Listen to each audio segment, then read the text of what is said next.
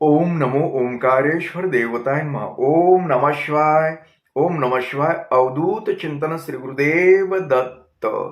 मंडळी, शंका समाधान या कार्यक्रमासाठी मी संगमेश्वर गिरी श्री क्षेत्र ओंकारेश्वर देवस्थान बिलोद्यान जानेगाव इथून आपलं सर्वांचं हार्दिक स्वागत करतो. मंडळी, आज विषय घेतला आहे की घरामध्ये प्रगती असे चिन्ह दिसत नाहीत. खूप आहे पण प्रगती नाही. घरात सतत ताणतणाव वगैरे, पैसा म्हणजे येतो कसा जातो कुठे काय मिळ नाही. तर या विषयी आपण बोलणार आहोत. नेमके प्रमुख कारण काय आहेत आणि ती भौतिक कारण आहेत का दैविक कारण आहेत हे पण विचार करणार आहोत या गोष्टीचा. तर सर्वप्रथम पाहूया, आपल्या घरामध्ये हे जर लक्षणं असतील ना तर आपली प्रगती, आपल्या कुटुंबाची प्रगती अथवा आपल्या परिवाराची प्रगती होत नाही. लेकरावर, मुलांवर आपल्या असे वाईट संस्कार होऊ शकतात. म्हणजे मुलं भविष्यात आपलं ऐकू शकत नाहीत आणि त्यांची पण प्रगती होत नाही. त्याचे कारण कोणते ते पाहूया आपण. तर सर्वप्रथम आपण घरातील महिला स्त्री, घरातील महिला जर ती सतत किरकिर करत असेल, कारण नसतानाही कुरकुर कुरकुर कुरकुर करत असेल ना, आणि सतत नवऱ्याचा अपमान करत असेल, अपमानास्पद बोलत असेल, काही ना काही काम करत नाही, असं नाही तसं नाही, कुठं म्हणजे त्याचं लक्ष नाही, काही जे तिच्या मनामध्ये द्वेष आहे नवऱ्याविषयी, त्या घरामधली प्रगती पण होत नाही. त्याचं कारण कसं असतं, आता ह्या अशा जी स्त्रिया असतात ना, देवदेव तर खूप करणार, देवाचं खूप करणार आणि इकडे उलट म्हणणार मी एवढं देवाचं करून बी मला यश का येत नाही. सगळ्यात महत्वाचं कारण म्हणजे, यश न येण्याचं कारण म्हणजे तू देव करतीस, पण जो घरातला देव आहे त्याची पूजा करते तू. पूजा म्हणजे त्याचा काही त्याला पूजा करायची असं नसतं, पण घरातला जो चालता बोलता देव आहे, म्हणजे पतिदेव म्हणूया आपण त्याला, त्याला किती मान देते, किती सन्मानानं वागवती. तशी आपण पत्नी सुद्धा लक्ष्मी आहे, घरची लक्ष्मी, ग्रहलक्ष्मी आपण म्हणतो, ती बी काही कमी नाही. पण लक्ष्मीने ह्या देवाला किती अपमानास्पद बोलावं याला बी काही मर्यादा आहेत. स्त्री ही प्रापंचिक ह्याच्यामध्ये रस घेणारी असली तरीही त्याच्या नावाखाली आपल्या नवऱ्याला अपमानास्पद वागणूक देणं, तुच्छ लेखणं, ह्या गोष्टी जर करत असेल कितीही देवदेव करून, तर त्या घरातील प्रगती होत नाही. का असतं, आपण म्हणतो संसाराची 2 चाके आहेत, असले तरी हे जी मेन चाक असतं, चक्र, टायर, ते चांगलं ठेवावं लागतं. बऱ्याच घरामध्ये ज्यावेळेस अशा फॅमिलीच्या गोष्टी माझ्याकडे येतात त्यावेळेस मी निरीक्षण करत असतो प्रत्येक कुटुंबातलं, की नेमकं होतंय काय. तर बऱ्याच वेळेस मला असं आढळून आलं, ही जी स्त्री आहे, घरातली स्त्री लक्ष्मी नाही म्हणता येणार, लक्ष्मी असून ती कडक लक्ष्मी, म्हणजे छोट्या छोट्या गोष्टीवर ती ताण तणाव टेन्शन निर्माण जर करत असेल घरामध्ये, तर त्या घराची प्रगती कधीच होत नाही.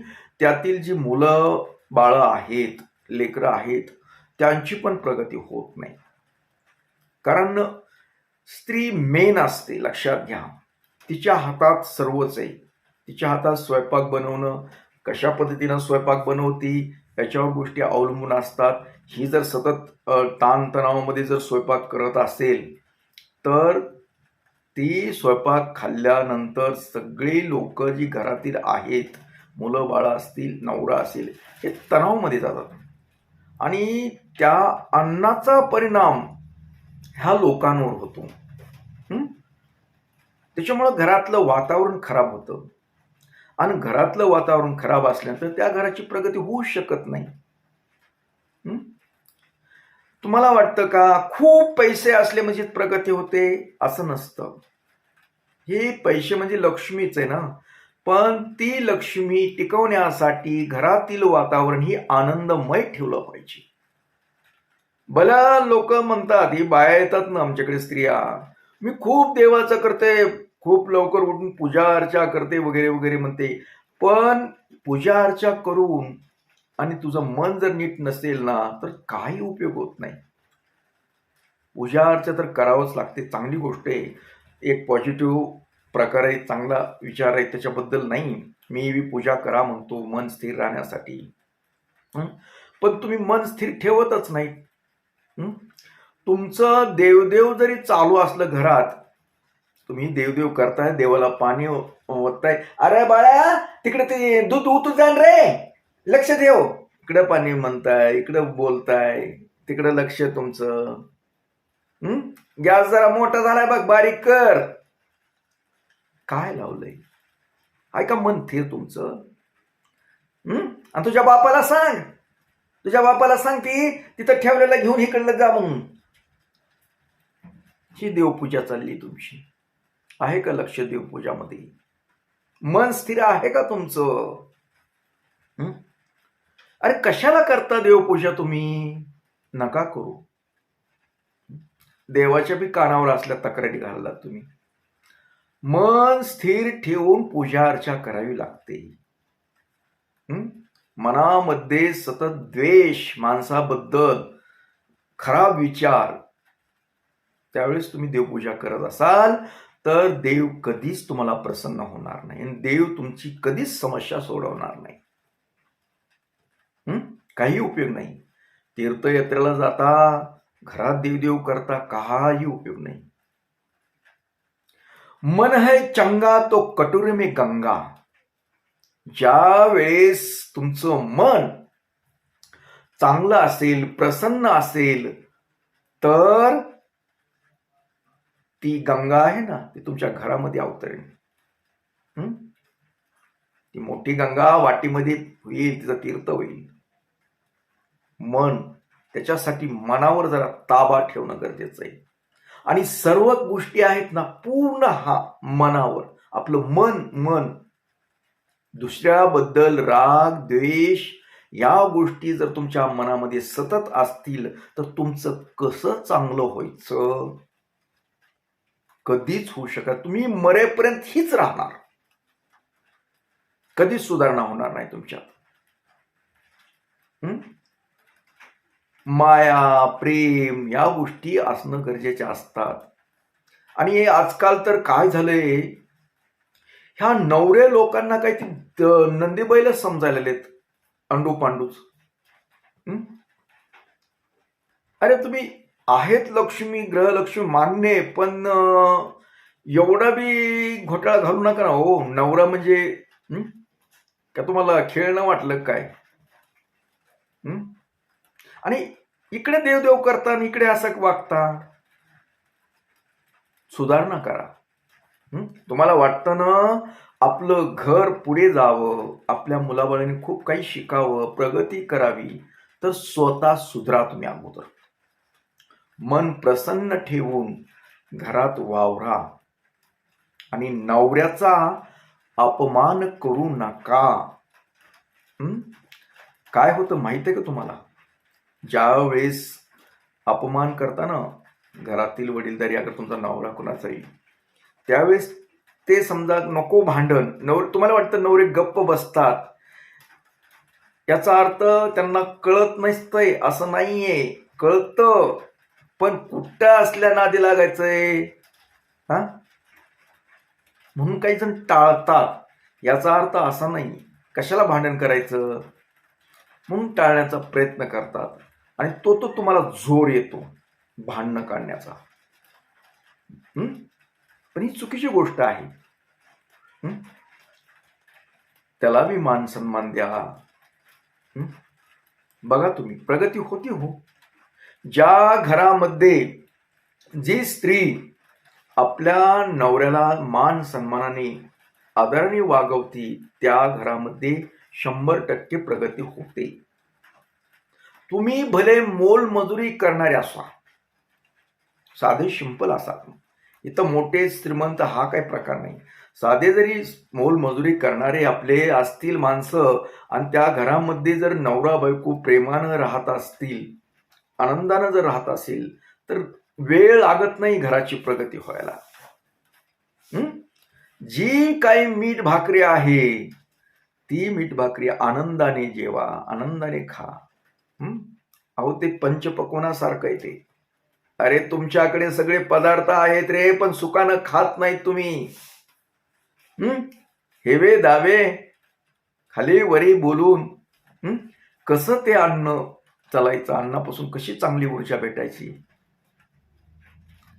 ते अन्न म्हणजे विष. विष काय करायचं पंचपक्वान आहे तुमची. अन्नाचं विष बनतं हो, विष. आणि ती विष म्हणजेच आपलं शरीर खराब करतं, तुमचं मन खराब करतं, आणि त्याच्याबरोबर तुमचं मन खराब झाल्यानंतर घरातलं वातावरण सुद्धा खराब होतं. हे सर्व स्त्रीवर अवलंबून आहे. घराची प्रगती करायची का अधोगती करायची ही स्त्री ठरवते. त्याच्यामुळे आपल्या घराची प्रगती हवी असेल, चांगल्या घरामध्ये वातावरण चांगलं, तर तुम्ही स्वतः बदला. स्वतः बदला. आता समजा एखाद्या घरामध्ये नवरे बी जाणून बुजून त्रास देतात, तिथं काही त्या स्त्रियाचा दोष नसतो. आहेत काही तसे मानक, तसं म्हणता येत नाही, पण सगळेच नाही. तो स्वतःला शांतपणा लई असं वाटतं काही स्त्रियांना. आणि जिथं स्त्री कारभारीनं घराची तिथं प्रगती नाही, लक्षात घ्या. आणि तुम्हाला अजून सांगतो, ज्या घरामध्ये स्त्री कारभार करते तिथली मुलगी कधी करायची नाही, ते पण सांगतो तुम्हाला. जी मुलगी करेल ना त्या पोराचा संसार उद्ध्वस्त झाला म्हणून समजा. कारण आईचे संस्कार, नवऱ्याला असं हँडल करायचं, बघ मी कसं तुझ्या बापाला कसं लाईनवर आणलंय तसं तू पण तिकडे करायचं. कशाला असलं विष पेरता त्या मनामध्ये लेकराच्या. हे तुमची शिकवण का. पुन्हा पुरीला नीट बघत नाही जावाई असं म्हणायला तयार. पण आपल्या पुरीला काय आपण शिकवलंय याचा जरा विचार करा. खूप तक्रारी येतात हो मला, असे दररोज डोकदुखी आहे मला अशा घाणी फॅमिलीतले घराची. त्याच्यामुळं मला कुठेतरी बोला वाटतं. मी तर काय माझ्या प्रत्येक शाळानंतर मी कुणाचं भीड राखत नाही, फटाफट बोलून टाकत असतोय. उगाच देवाला दोष देण्यात काय अर्थ आहे. देवानं माझं वाटोळं केलं. देव कुणाचं वाटोळं करत नसतो. देव सर्वांचं चांगलं करण्यासाठी असतो. देव कुणाचं वाटोळं करत नाही. वाटोळं करतो ती माणूसच माणसाचं वाटोळं करतो. म्हणजे आपणच आपल्या पायावर मोठा लटपाषाणाचा दगड मारून घेतो आणि पाय मोडून टाकतो. म्हणजे आपल्या हातानं आपल्या प्रापंचिक जीवनामध्ये द्वेष निर्माण करतो, मान सन्मान देत नाहीत नवऱ्यांना, आणि म्हणून हे प्रॉब्लेम येतात आपल्याकडे. तरी आता तरी लक्षात घ्या, माझ्या काही गोष्टी आहेत. तुम्ही स्त्रिया बऱ्याच घरामध्ये लवकर उठत नाहीत, 8-9 वाजेपर्यंत उठत नाहीत. आणि तुम्हाला सांगतो, घरातली एक पद्धत असते, लक्ष्मीनं लवकर उठावं. सूर्य उगवायच्या अगोदर उठून स्नान वगैरे झाले पाहिजे, देवपूजा झाली पाहिजे. लक्ष्मी कशी प्रसन्न असली पाहिजे घरातली. मग काय, एक घर म्हणजे एक स्वर्ग आहे, स्वर्ग. आणि ज्या घरामधली स्त्री दिवस निघाला तरी हिची माय अशी अंथरुणावर पडून राहते ना, त्या घरामध्ये दारिद्र्य येतं. लक्षात घ्या, लवकर दारिद्र्य येतं. म्हणून घरातल्या प्रमुख स्त्रीनं हं? सौभाग्यवतीनं लवकर उठावं, तर सर्वप्रथम आंघोळ वगैरे करून थोडीफार काय येते ती पूजा अर्चा करावी. आणि शक्य असेल ना तर नवऱ्याचं दर्शन घ्या. कसला बी असू द्या वाघ, तुमचा नवरा शिळी झाला पाहिजे, शांत झाला पाहिजे. कोण आता नवऱ्याच्या पाया पडतं, दर्शन घेतं? कुणी घेत नाही. त्याला बोटावर खेळायला निघालेत आजकालच्या बाया. पण ही चुकीची गोष्ट आहे, कारण आपण भारतीय संस्कृतीमध्ये राहतो. आपले देव धर्म या गोष्टीचा थोडस आपल्यावर संस्कार असणे गरजेचे आहेत. डिजिटल युगातलं पलीकडले जे पाश्चिमात्य देश आहेत ना, त्यांचं नाही अनुकरण करायचं. आपल्याकडे खूप चांगले आणि आपलं चांगलं सोडून ते बाहेरलं वाईट का घ्यायचं आपण? नका. असं उगच मी देवदेव करून तरी मला यश येत नाही. यश तुमच्या हातामध्ये आहे, देवाच्या हातामध्ये. फक्त आशीर्वाद द्यायचं काम आहे. तुम्ही जर घरातल्या देवाला पण जपा जरा. घरातला देव म्हणजे पतिदेव, त्याला मान सन्मान द्या जरा थोडंसं. बघा, तुमचा पतिदेव तुम्हाला प्रसन्न होईल आणि तुम्हाला सर्व काही सुख संपन्न मिळेल. काही काही स्त्रिया आहेत बघा, त्या उपासाच्या नावाखाली सुद्धा ती नवऱ्याला आज अमुकच एकादशी म्हणून जवळ पण येऊ देत नाहीत. हे सुद्धा एक पाप आहे, लक्षात घ्या. घरामध्ये चिडचिड भांडणं होण्याचे कारण पण तेच आहे, नवरा बिघडण्याचे कारण पण तेच आहे. याबद्दल मी माझे व्हिडिओ आहेत दुसरे, पण मी अशा पद्धतीचा एखादा व्हिडिओ टाकेल तुम्हाला. त्याचा परिणाम काय होतो आपल्या प्रपंचिक जीवनावर आणि घरामध्ये काय काय होऊ शकतं याबद्दल मी पुढील व्हिडिओमध्ये सांगेल तुम्हाला. पण आज जास्त वेळ घेत नाही तुमचा. आज एवढंच. परत भेटणारच आहे दुसऱ्या कार्यक्रमात. तोपर्यंत मंडळी, ओम नमः शिवाय. जय हिंद, जय भारत. सुखी राहा आणि समाधानी राहा. ओम नमः.